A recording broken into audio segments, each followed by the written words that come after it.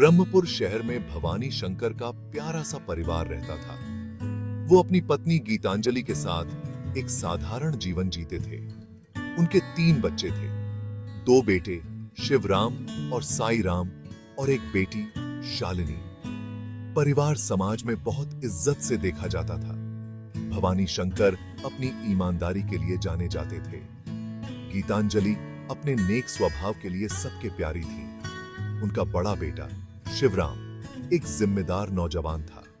वो परिवार का सहारा था। उनकी बेटी शालिनी हमेशा खुश रहने वाली थी। वो सबके जीवन में खुशियां भर देती थी। सबसे छोटा साई राम सबका लाडला था। वो एक तेज और नटखट बच्चा था। ब्रह्मपुर में जिंदगी शांत थी। परिवार संतुष्ट था। उनमें प्यार और एकता का मजबूत बंधन था। उन्हें क्या पता था कि एक अनपेक्षित मेहमान के आने से उनका जीवन बदलने वाला है। एक दिन राहुल नाम का एक नौजवान शंकर परिवार के घर आया। उसने खुद को शिवराम का करीबी दोस्त बताया। राहुल पास के शहर से आया था और एक सभ्य और आकर्षक नौजवान लग रहा था। वो मीठा बोलता था और उसकी मुस्कुराहट दिल जीत लेने वाली थी। शंकर परिवार ने राहुल का खुले दिल से स्वागत किया। उन्होंने उसे अपने घर में जगह दी और अपना समझकर रखा। राहुल ने अपने सफर और अनुभवों के किस्से सुनाए। उसने धैर्य से उनकी बातें भी सुनी। उसे शिवराम का परिवार और ब्रह्मपुर में उनकी जिंदगी में काफी दिलचस्पी थी। दिन रात होते गए और राहुल शंकर परिवार के साथ ही रहा। उसे उनका साथ पसंद आ रहा था और बदले में उन्हें भी उसकी मौजूदगी अच्छी लग रही थी। वह अक्सर शिवराम के साथ बाजार जाता था या घर के कामों में मदद करता था। उसने अपनी मीठी बातों से गीतांजलि का दिल भी जीत लिया, घर के कामों में उनकी मदद करके। हालांकि राहुल में कुछ ऐसा था जो भवानी शंकर को बेचैन करता था। वो समझ नहीं पा रहे थे कि क्या है, लेकिन राहुल के व्यवहार में कुछ अजीब सा था। उन्होंने उस नौजवान पर नजर रखने का फैसला किया। एक सुबह शंकर परिवार को एक चौंकाने वाली घटना का पता चला। राहुल चला गया था। वो आधी रात को बिना कुछ बताए चला गया था। उसका सामान गायब था और उसका कहीं कोई पता नहीं था। परिवार हैरान और परेशान था। उन्हें समझ नहीं आ रहा था कि राहुल अचानक ऐसे क्यों चला जाएगा। उन्होंने उसके फोन पर कॉल करने की कोशिश की, लेकिन उसका फोन बंद था। जैसे जैसे दिन चढ़ता गया, एक खबर ब्रह्मपुर में आग की तरह फैल गई। राहुल एक जवान औरत को लेकर भागा था और वो कोई और नहीं बल्कि शिवराम के कजिन की बीवी थी। इस खबर से परिवार में भूचाल आ गया। वो टूट गए और जिस इंसान को उन्होंने अपने घर में जगह दी थी, उसी ने उनके साथ विश्वासघात किया था। परिवार को यकीन नहीं हो रहा था। उन्हें समझ नहीं आ रहा था कि जिस पर उन्होंने भरोसा किया था वो ऐसा कैसे कर सकता है। खबर तेजी से पूरे शहर में फैल गई और जल्द ही हर कोई शंकर परिवार और धोखेबाज राहुल के बारे में बात कर रहा था। शंकर परिवार परेशानी में था। शिवराम परेशानी से बिल्कुल टूट गया था। न केवल उसके दोस्त ने उसके साथ विश्वासघात किया था, बल्कि इस कांड ने उसके परिवार की प्रतिष्ठा को भी गहराई से प्रभावित किया था। राहुल को अपने घर लाने के लिए वह खुद को जिम्मेदार मानता था। राहुल के परिवार और दोस्तों को फोन लगाए गए, लेकिन किसी को भी उसके ठिकाने के बारे में कोई जानकारी नहीं थी। परिवार उसके लिए बेताब था, न केवल अपने लिए बल्कि शिवराम के कजिन के लिए भी, जो टूटे दिल और अकेली रह गई थी। दिन हफ्तों में बदलते गए, लेकिन राहुल या उस जवान औरत का कोई पता नहीं चला। हर गुजरते दिन के साथ परिवार की उम्मीदें टूटती गईं। स्थिति का भार सभी पर भारी पड़ने लगा। उनके घर का खुशनुमा माहौल तनाव और उदासी में बदल गया। भाग 5। शिवराम पर जिम्मेदारी। शिवराम बड़ा बेटा होने के नाते इस स्थिति के लिए गहरी जिम्मेदारी महसूस कर रहा था। वह जानता था कि उसे अपने कजिन और उसके परिवार की मदद करने के लिए हर संभव कोशिश करनी चाहिए। हालांकि उसे एक मुश्किल समस्या का सामना करना पड़ा। उसे पैसों की जरूरत थी। शिवराम के कजिन के पास कुछ भी नहीं बचा था। उसे उसका साथ देने और उसकी जिंदगी फिर से बनाने में मदद करने के लिए एक रास्ता खोजना था। परेशानी की बात यह थी कि पुलिस के शामिल होने की भी संभावना थी। अगर ऐसा होता है तो शिवराम जानता था कि उसे जमानत के लिए पैसे का इंतजाम करना पड़ सकता है।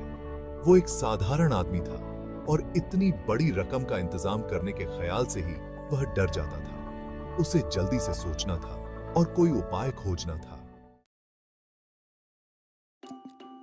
भाग 6 शक की छाया। उनकी मुसीबतें कम होने के बजाय ब्रह्मपुर में अफवाहों और चर्चाओं का बाजार गर्म होने लगा। कुछ लोग सवाल उठाने लगे कि क्या शंकर परिवार को राहुल के इरादों के बारे में पहले से पता था। ईमानदारी और सच्चाई से सालों से बनी परिवार की इज्जत मिट्टी में मिल रही थी। परिवार के मुखिया भवानी शंकर के लिए यह सब सहना मुश्किल हो रहा था। उन्होंने हमेशा समाज में अपना सिर ऊंचा रखा था और अब लोग उन्हें शक की निगाहों से देख रहे थे। वो ज्यादातर समय घर के अंदर ही बिताते थे ताकि लोगों की न्यायिक निगाहों और कानाफूसी से बच सकें। अपने मिलनसार स्वभाव के लिए जानी जाने वाली गीतांजलि को अपने दोस्तों और पड़ोसियों का सामना करना मुश्किल हो गया। वो अक्सर रातों को जागती रहती, अपने परिवार और उनके भविष्य की चिंता में डूबी रहती। उनका घर जो कभी खुशियों और रौनक से भरा हुआ धीरे धीरे अपनी चमक खोता जा रहा था। अपनी की की शिवराम अपने कजिन की मदद करने और अपने परिवार का नाम साफ करने के लिए हर संभव कोशिश करने के लिए दृढ़ संकल्पित था। उसने पहले ही दोस्तों और रिश्तेदारों से पैसे उधार ले लिए थे, लेकिन वह काफी नहीं थे। वह जानता था कि उसे एक कठिन फैसला लेना होगा। एक शाम वह अपने पिता के पास बैठा और उन्हें अपनी योजना के बारे में बताया। उसने अपना मोबाइल फोन बेचने का फैसला किया था। यह उसकी सबसे कीमती चीज थी। उसकी पहली तनख्वाह के बाद उसके पिता ने उसे यह तोहफा दिया था, लेकिन वह जानता था कि उसके परिवार का सम्मान और उसके कजिन की भलाई ज्यादा महत्वपूर्ण है। भवानी शंकर का दिल टूट गया जब उन्होंने अपने बेटे को ऐसा त्याग करते देखा। उन्होंने शिवराम को मनाने की कोशिश की, लेकिन वह अपने के तुम्य ही वह अपने फैसले पर अटल था। वह जानता था कि यही एकमात्र तरीका था जिससे वह इस स्थिति का सामना करने के लिए पर्याप्त पैसे इकट्ठा कर सकता था।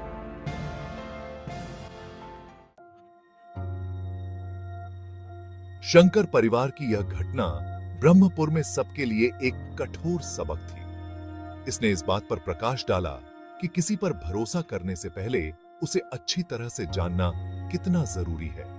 राहुल के विश्वासघात ने परिवार पर एक गहरा घाव छोड़ा था, लेकिन इसने उन्हें दुनिया की हकीकत से भी रूबरू कराया। भवानी शंकर ने घटनाओं पर विचार करते हुए महसूस किया कि दिखावे धोखे भरे हो सकते हैं। उन्होंने भविष्य में ज्यादा सतर्क रहने और अपने बच्चों को भी यही सिखाने का संकल्प लिया। उन्होंने महसूस किया कि विश्वास कमाना पड़ता है, मुफ्त में नहीं मिलता। गीतांजलि ने सीखा कि सबसे आकर्षक व्यक्तित्व भी धोखे भरे इरादे छुपा सकते हैं। वह उन लोगों के बारे में ज्यादा सतर्क हो गईं, जिन्हें वह अपने घर और अपने जीवन में आने देती थी। उसने महसूस किया कि समझदार होना और ऊपरी आकर्षण में न बहना महत्वपूर्ण है। शंकर परिवार और राहुल की कहानी ब्रह्मपुर में एक सीख देने वाली कहानी बन गई। इसने याद दिलाया कि विश्वास एक अनमोल चीज है जो आसानी से टूट सकती है और जिसे फिर से बनाना मुश्किल होता है। लोग अजनबियों का अपने घरों और अपने जीवन में स्वागत करने को लेकर ज्यादा सतर्क हो गए। इस घटना ने लोगों को किसी के बारे में अच्छी तरह जानने के महत्व के बारे में जागरूक किया। लोगों ने महसूस किया कि ऐसी दुनिया में जहां दिखावे धोखे भरे हो सकते हैं, किसी पर भरोसा करने से पहले उसकी पहचान और इरादों की पुष्टि करना बहुत जरूरी है। शंकर परिवार की कहानी ब्रह्मपुर की सामूहिक स्मृति का हिस्सा बन गई। इसने लगातार याद दिलाया कि एक घनिष्ठ समुदाय में भी व्यक्ति को कभी भी ज्यादा सावधान रहने में कोई हर्ज नहीं है। इस अनुभव ने समुदाय को और करीब लाया, क्योंकि उन्होंने शंकर परिवार के साथ एकजुटता दिखाई, उनके कठिन समय में उनका साथ दिया और उन्हें समझा। प्रतिनिधित्व है। शंकर परिवार तमाम कठिनाइयों का सामना करने के बाद इस अनुभव से और मजबूत होकर उभरा। उन्होंने सीखा कि सबसे बुरे समय में भी परिवार का प्यार और समर्थन किसी भी बाधा को पार करने में मदद कर सकता है। अपने कजिन की मदद करने के लिए शिवराम का अपना मोबाइल फोन बेचने का निस्वार्थ कार्य उनके चरित्र का प्रमाण बन गया। इसने ब्रह्मपुर के लोगों को दिखाया कि वह अपने वचन का पक्का था, अपने परिवार के सम्मान की रक्षा करने और अपने प्रियजनों का समर्थन करने के लिए किसी भी हद तक जाने को तैयार था। ब्रह्मपुर में जीवन धीरे धीरे अपनी सामान्य गति से चलने लगा, लेकिन राहुल के विश्वासघात से मिले सबक गूंजते रहे। शंकर परिवार की कहानी ने याद दिलाया कि जहां विश्वास आवश्यक है, वहां उसे हमेशा सावधानी के साथ जोड़ा जाना चाहिए। इस अनुभव ने उन्हें सिखाया कि विपत्ति के समय में भी परिवार की एकता और धैर्य की शक्ति उन्हें जीवन में आने वाली किसी भी चुनौती से उबार सकती है।